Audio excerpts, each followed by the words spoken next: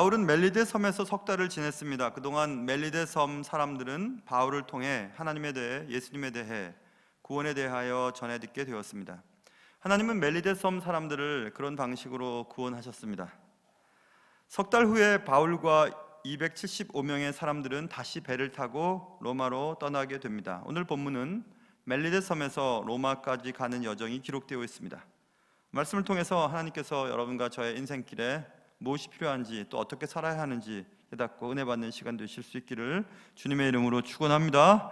자, 오늘 본문에 석 달 후에 되어 있죠. 석 달을 멜리데 섬에 머물렀고 석 달 지난 후 어느 날 배를 타고 떠나게 됩니다. 그런데 그 배의 머리의 장식이 디오스그로라라는 것을 굳이 사도행전의 저자인 의사 누가가 기록해 두고 있습니다. 여기 디오스그로 이게 아니야. 디오스그로로 읽어야 돼. 디오스그로는 디오스크로이라고 하는 헬란말, 영어로는 다이오스쿠라이라고 하는 발음으로 읽히는 단어예요. 디오스그로는 제우스의 아들들이라는 뜻입니다.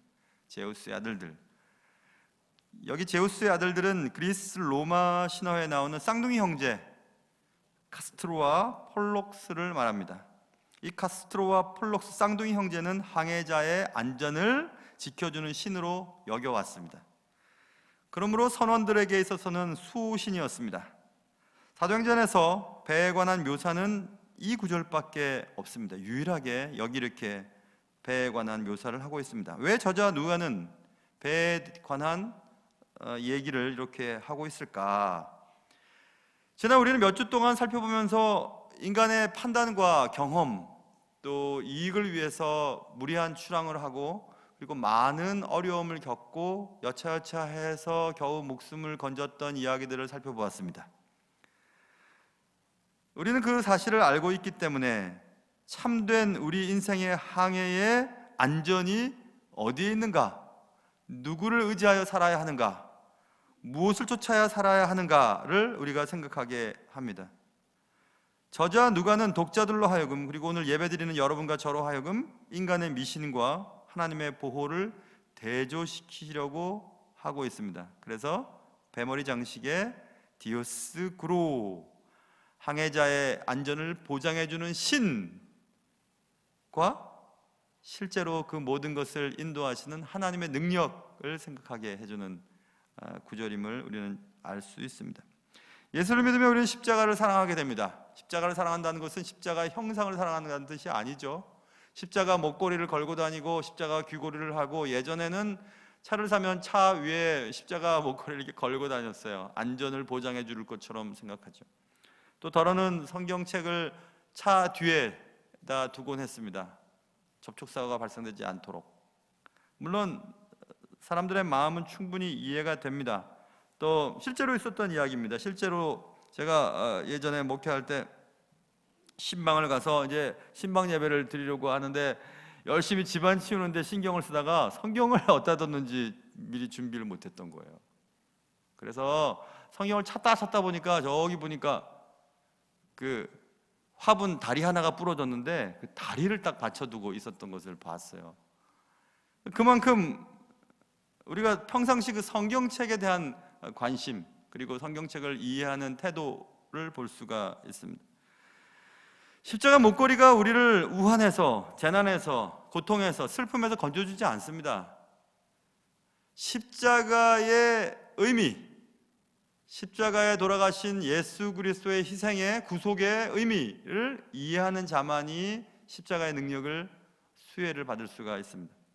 성경책도 마찬가지입니다. 성경책 자체가 우리에게 능력을 가져다 주지 않아요. 성경 말씀을 삶의 현장 속에서 얼마나 이해하고 또 적용하기 위해서 애를 쓰는가에 따라서 우리의 믿음이 자라거든요. 근데 우리는 단지 그냥 십자가 혹은 십자가 목걸이, 성경책, 이것들이 우리를 구원해주고 인도해줄 거라고 생각하는 경우들이 많이 있습니다. 좀 더 확장해보면 교회를 다닌다고 천국 갈 것이라고 믿는 것, 그것과 똑같아요. 교회를 다니는 것으로 우리가 천국 가지는 않습니다. 예수를 믿어야 돼요. 예수를 믿어야 천국을 갈 수 있습니다. 그래서 점점 기독교가 체험적이고 또 개인적인 하나님과의 만남을 강조하기보다 종교적인 행위로 전락되어 가고 있는 경우들을 봅니다. 그래서 하나님을 마치 하인처럼 부리고 싶어 할 때가 있습니다. 저 높이 계신 하나님, 천상에 계신 하나님을 나의 욕망과 욕구를 충족시키기 위해 끌어다 당기는 그런 기도를 할 때가 많아요. 신앙생활도 마찬가지입니다. 하나님이 내 뜻대로 움직이셔야 되는 거예요. 내 뜻대로 기도를 응답해 주셔야 되는 겁니다. 그렇게 하지 않으면 하나님도 막 치워버리는 그런 신앙생활을 할 때가 있습니다. 저급한 신앙이죠. 저급한 하나님을 만들어내고 그 하나님을 믿고 살아가는 경우들이 많이 있습니다. 그래서 제가 종종 그런 말씀을 드리죠. 세상에는 내가 만든 신과 나를 만든 신이 존재한다고. 우리가 하나님을 내 나름대로 만들어 놓고 그 하나님을 믿는다고 섬겨요. 그러나 하나님은 나를 만드신 분이십니다. 하나님이 날 만드시고 날 인도해 주신 것을 따라 살아가는 것이 하나님을 섬기는 것입니다. 내 뜻대로 하나님을 이렇게 저렇게 움직이는 것이 신앙이 아니기 때문에 그렇습니다. 오래전 사역을 하던 교회에서 어떤 집사님이 머리가 아프고 밤마다 뭐가 보인다고 잠을 못 잔다고 너무너무 공포스러워해서 신방을 요청했습니다. 신방 전도사님과 신방을 갔더랬습니다. 신방을 가서 이런저런 얘기를 하고 예배를 드리고 그렇게 하다가 물론 제가 들어가면서 눈치는 챘지만 그분이 그런 고백을 했습니다.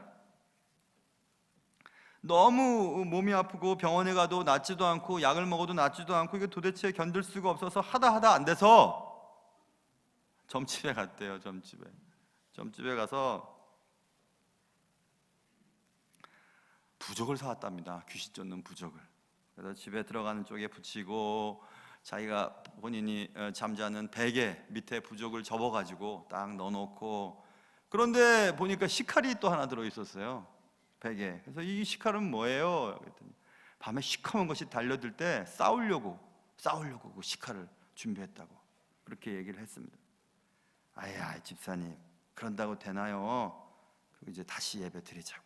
그런데 예배 드리기 전에 집사님 부적 그거 갖고 오라고 부적을 여기서 떼왔어요. 그리고 식칼은 제가 가져가겠노라고 교회 식당에 가져다 줬어요. 식당의 주방 권사님들이 어디서 이렇게 좋은 걸 얻었냐고 잘 쓰셨습니다. 부적을 태우는데 집사님이 이렇게 울어요. 눈물을 이렇게 흘려요. 그래서 자신의 죄를 제가 뉘우쳐서 이렇게 우나 생각했더니 목사님 그거 800만 원짜리 그거 아까워서 그 800만 원짜리 아까워서 그래서 제가 얼마나 아깝던지 그 다시 반품해서 반이라도 받아오면 좋겠다 이런 생각을 했었습니다. 여러분 800만 원짜리 아니 1000만 원짜리 부적이 여러분의 인생을 지켜줄까요? 아닙니다. 배머리 장식의 쌍둥이 제우스의 아들들이 버티고 있다고 폭풍우를 만나면 뚫고 나갈 수 있고 방향을 잡을 수 있게 해주던가요? 안 됩니다. 하나님이 하시는 겁니다. 하나님이 하시는 거예요. 우리는 한 번도 가보지 못한 인생의 바닷길을 지금 항해하고 있습니다. 우리 앞에 무엇을 놓고 여러분 가십니까? 돈이 여러분의 삶을 움직이는 것입니까? 아니면 명예를 쫓아서 살고 계세요? 아니면 노후의 안락함? 은퇴 후에 기분 좋은 생활? 무엇이 여러분의 삶을 이끌어가고 있으십니까? 무엇이 여러분의 배, 머리 장식으로 여러분은 새겨놓고 계시는 것입니까? 시편 119편에 이런 내용이 적혀 있습니다. 9절입니다. 청년이 무엇으로 그의 행실을 깨끗하게 하리까? 청년의 관심은 정욕을 통제하는 거죠. 그의 행실을 어떻게 하면 깨끗하게 할 수 있을까? 이렇게 질문을 던져놓고 대답을 스스로 합니다. 주의 말씀만 지킬 따름이니다 이렇게 말합니다. 주의 말씀을 따라가야 해결된다는 것입니다. 그 어떤 것들도 청년의 행실을 깨끗하게 할 수 없다라고 말하면서 105절로 넘어가면 주의 말씀은 내 발의 등이요 내 길의 빛이니다 이렇게 말하고 있습니다. 주의 말씀을 따라가야 된다 이렇게 말하고 있어요. 좀 더 확장해서 얘기해보면 이런 것도 얘기할 수 있을 것 같습니다. 바울 목사님이 젊은 디모데 목사님에게 목회에 도움이 되는 얘기들을 쭉 하죠. 디모데전서 2장 9절부터 이렇게 얘기합니다. 여자 성도들에게 이렇게 얘기해라, 이렇게 가르쳐라 하면서 여자 성도들에 대해서 이렇게 얘기합니다. 따은 머리를 예쁘게 따고 금이나 진주나 값진 옷으로 치장을 해서 자신을 드러내려고 하지 말고 단정하게 옷을 입고 소박함과 정절로 또 오직 선행하기를 원하며 하나님을 경외하면서 자신을 드러내도록 그렇게 목회하라고 가르쳐줘요. 그러니까 여인들이 자신의 정체성을 드러내는 것이 외모, 금, 부 이런 것들로 자신을 드러내기보다는 내면에 하나님을 사랑하고 하나님을 따라 선행을 베푸는 이런 것들로 자신을 드러내라고 얘기를 했습니다. 같은 맥락인 것 같습니다. 내 삶을 이끌어가는 것이 무엇인지, 나를 드러나게 만들어주는 것은 무엇인지, 무엇이 여러분들을 자신감 있게 만들어주고 있는지 한번 생각해 보세요. 최근에 읽은 어떤 책 중에서 심리학 어떤 학자들의 책입니다. 학자의 책이었습니다. 어떤 분을 보면 이 명함에 잔뜩 그냥 자신의 양력을 기록하는 분들 계세요. 전직 뭐였고 현직은 뭐였고 쫙 써놨습니다. 뭐 동네에 뭐 하는 것까지 다 써놨어요. 그 왜 그럴까? 그것은 일종의 열등감의 표현이다 이렇게 써놨어요. 열등감이 많을수록 그것들을 드러내므로 내가 이런 존재라는 것을 다른 사람들도 인정받고 싶어하는 것들이에요.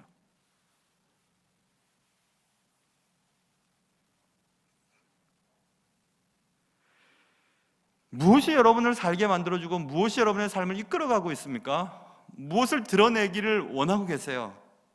무엇이 드러났으면 좋겠습니까? 여러분이 배운 학력이 드러났으면 좋을까요? 아니면 어떤 자리에 있었던지, 나 사회에서 이런 한 자리 했다고, 적어도 이것도 저것도 아니고 나 몇 살이라고 얘기까지 하면서 드러내고 싶어 하십니까? 여러분과 저의 삶을 이끌어가는 원동력은 무엇입니까? 하나님이 사랑하셨던 다윗의 고백을 한번 들어보시겠어요? 다윗은 이렇게 고백합니다. 시편 3편 5절 6절에서 내가 눕고 자고 깨었다. 여호와께서 나를 붙들어 주셨기 때문이다. 이렇게 얘기합니다. 이때 이 찬양이, 이 시편이 언제 지어졌냐 하면 사울이 바울을 죽이려고 온 군대를 이끌고 다윗을 쫓아다닐 때였거든요. 근데 다윗은 이렇게 얘기합니다. 그 다음 6절에 천만인이 나를 에워싸 진친다 할지라도 나는 두려워하지 아니하리다. 얼마나 멋집니까?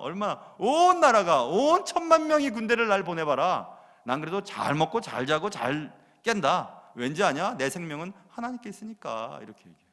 얼마나 멋져요. 얼마나 좋은 차가, 튼튼한 차가 여러분의 생명을 지켜줄 거라고 생각하십니까? 아닙니다. 최선을 다해야 되겠죠. 물론 가벼운 차보다 튼튼한 차가 생명을 보존할 확률은 높겠죠. 그러나 그것이 여러분과 저의 생명을 지켜주지 않습니다.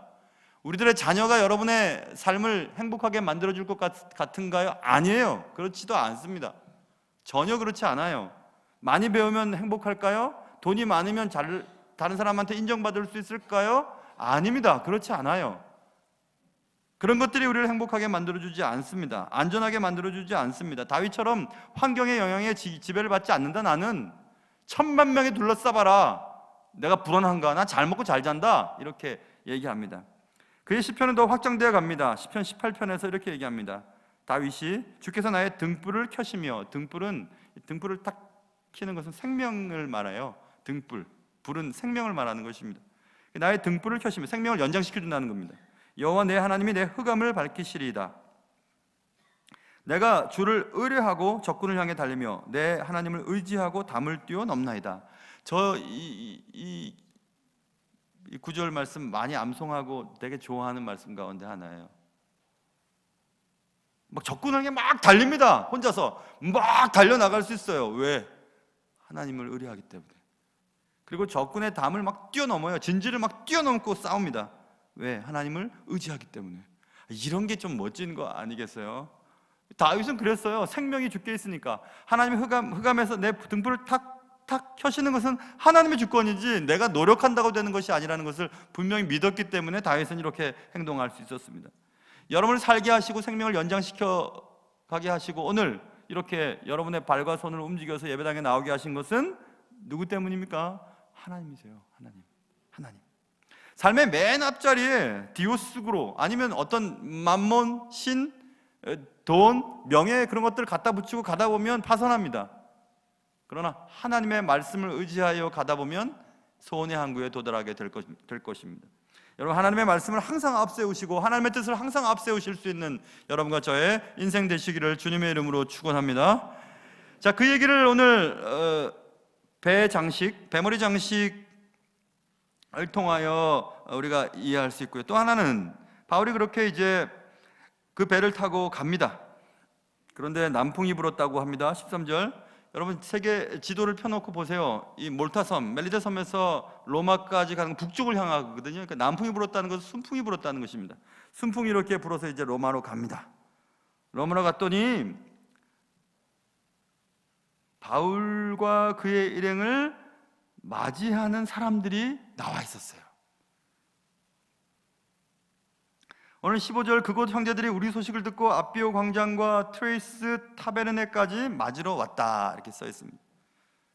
아비오 광장은 로마 시내로부터 약 70km 떨어진 곳에 있어요. 트레이스 타베르네, 이것은 로마로부터 한 50km 떨어져 있는 곳입니다. 그러니까 그 먼 거리를 바울을 만나러 형제들이 왔다는 것입니다. 근데 그게 왜 이렇게 중요한가? 자, 보세요. 타베르네까지 맞으러 왔다. 그래서 바울이 그들을 보았다. 자신을 맞이하러 온 사람들을 봤어요. 형제들을 보고 못했냐? 하나님께 감사했다. 그리고 담대한 마음을 얻게 되었다. 이렇게 성경은 말씀하고 있습니다. 세상의 모든 것을 통치하시는 하나님께서 바울 곁에 계셔서 바울에게 여러 가지 얘기를 하셨습니다. 바울과 매우 가까우셨어요. 바울은 정말 하나님의 뜻대로 사셨던 분이셨습니다. 바울은 그러나 이 가이사 앞에 서서 복음을 전하고 그의 인생의 마지막에 마침표를 찍을 거라는 것도 바울은 알고 있었습니다. 그러니 바울은 왜 인간적으로 두렵지 않았겠어요? 또 외롭지 않았겠습니까? 보통 여러분은 그럴 때 있어요. 저도 그렇게 생각했던 적이 있었고요. 아니, 목사님들은 다 하나님의 뜻대로 살고 하나님이 다 인도해 주시니까 전혀 외롭지 않고 먹을 것도 충분하고 다 괜찮겠지. 안 그렇습니다. 목회자도 외로울 때 있고 두려울 때 있고 힘들 때 많습니다. 제가 그런 얘기 드렸잖아요. 몇 년 전 매번 이제 한 해를 마치고 연말 연초쯤 되면 지칠 대로 지치거든요. 너무너무 일들이 많으니까 다 이제 마감하면 좀 여유 생기면 그때 외로움도 찾아오고 두려움도 찾아와요. 제가 얼마나 외로웠으면 그때 언젠가는 몇 년 전에는 제가 제 자신에게 문자 보냈다고 했잖아요. 나무야, 수고했어. 어떨 때는 제가 저를 이렇게 막 안고 수고 많았다고 이렇게 해줬던 적도 있었어요.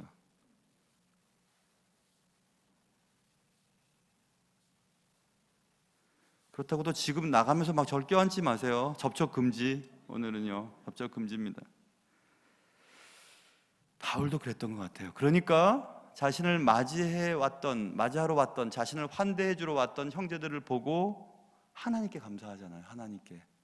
왜 하나님께 감사했을까요? 그 형제들에게 감사하지 않고 자신을 맞이하러 온 형제들은, 로마의 형제들은 바울이 뭘 잘해서, 바울의 인격이 대단해서, 바울의 설교나 바울의 어떤 필체가 수려했기 때문에 바울을 맞이하러 온 게 아니라 하나님께서 그 로마의 형제들에게 사랑의 마음을 주시고 하나님의 일을 하는 사람들을 가서 환대하도록 하셨다는 것을 바울은 알고 있었던 것입니다. 그렇기 때문에 바울은 그 형제들을 보고 그 형제들 그렇게 하게 하신 하나님께 감사했다, 이렇게 말하고 있어요. 그러니 내가 뭘 했는데 누군가 알아주지 않는다고 화내고 섭섭해할 필요 없으세요. 그렇게 하게 하신 분도 하나님이시고 또 하나님이 아시니까 또 좋은 것들로 갚아주실 분도 하나님이십니다.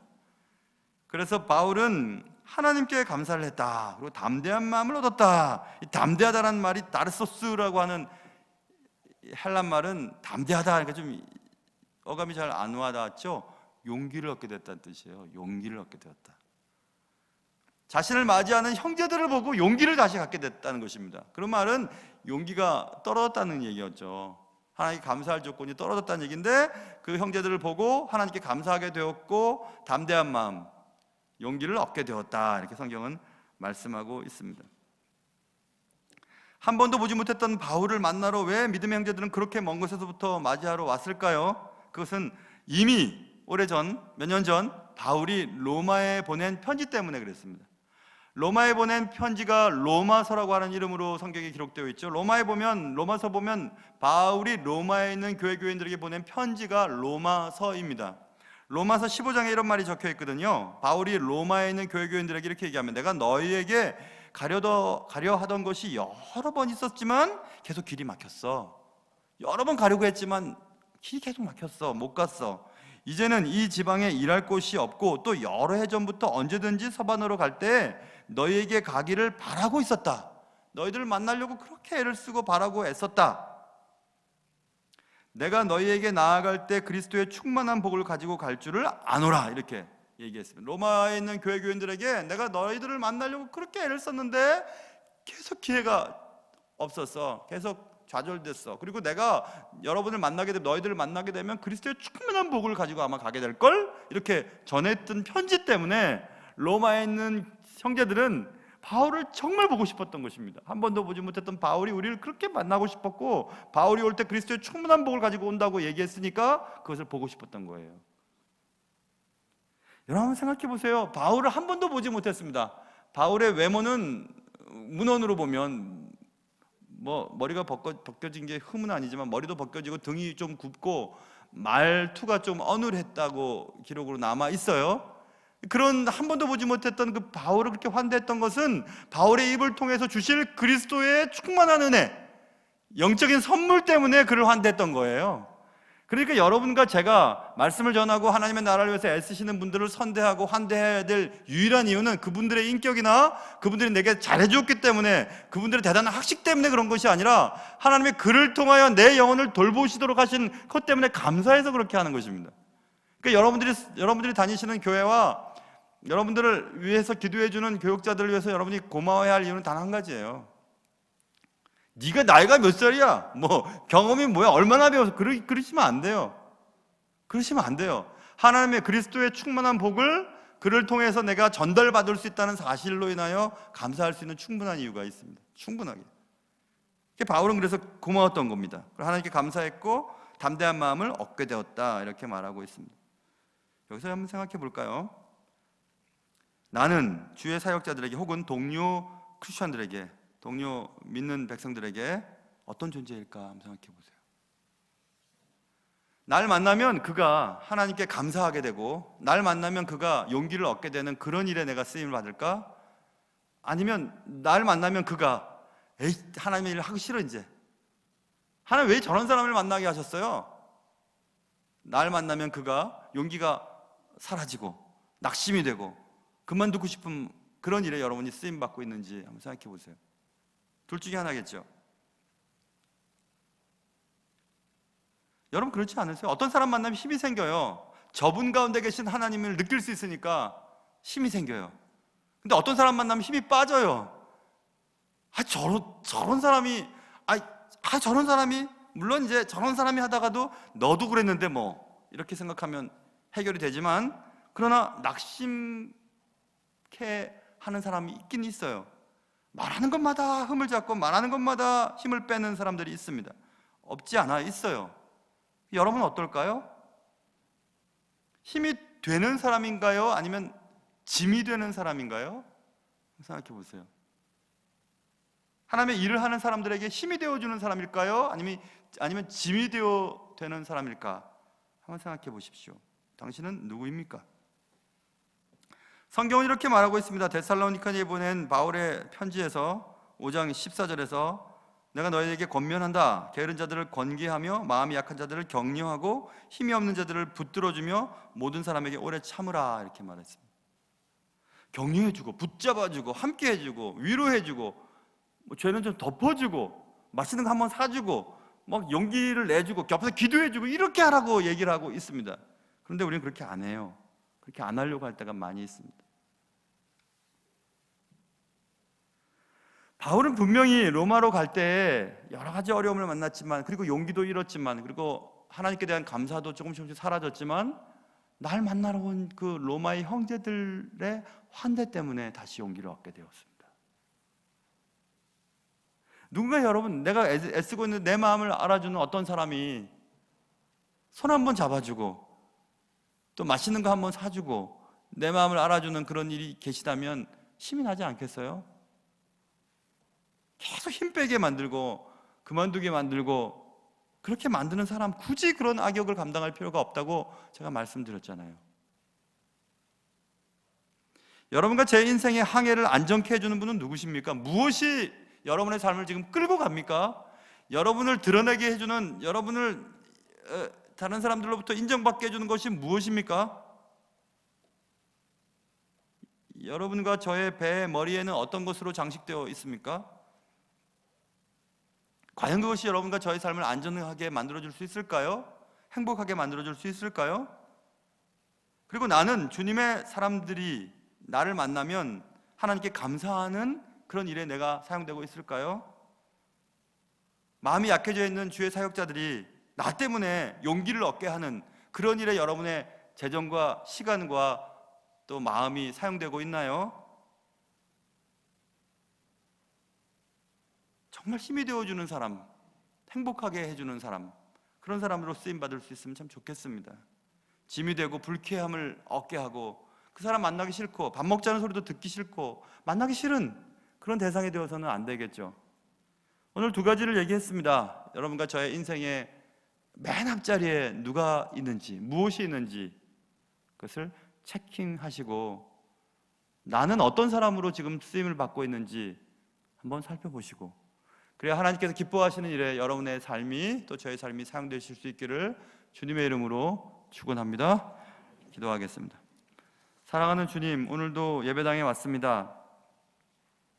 내 삶의 주인은 주님이시지만 또 나는 어떻게 살아야 될지 늘 생각하면서 주님이 원하시는 삶을 살 수 있도록 도와주시고, 서로 돌아보아 사랑과 선행을 격려하며 모이기를 패하는 어떤 사람들의 습관과 같이 하지 말고 오직 권하여 그날이 가까움을 볼수록 더욱 그리하자 하신 말씀처럼 서로 돌아보고 사랑과 선행을 격려하며 힘이 되어주고 또 격려해주고 또 환대해주고 사랑해주고 감사하며 그렇게 살 수 있는 우리들 되게 도와주시옵소서. 우리의 삶의 모든 것 대신 귀하신 예수님의 이름으로 감사하며 기도하옵나이다.